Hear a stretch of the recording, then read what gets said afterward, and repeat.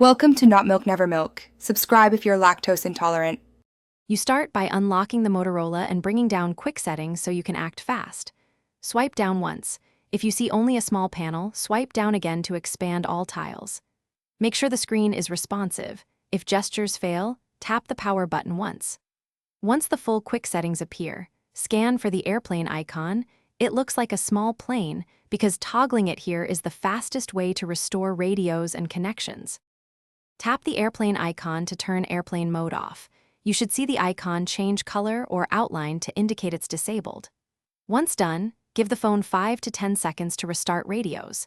Cellular reconnects, Wi-Fi reappears, and Bluetooth resumes.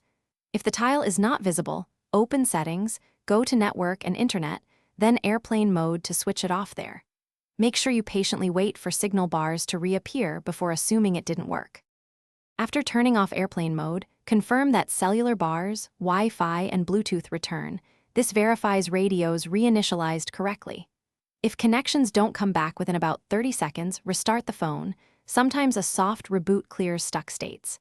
If restarting fails, reset network settings via Settings, System, Reset options to restore connectivity defaults.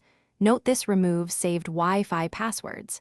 If you still see issues, contact carrier support, but first double-check physical SIM seating, and that Do Not Disturb is not masking notifications. Thanks for watching. If this was helpful, leave a like and consider subscribing. See you next time.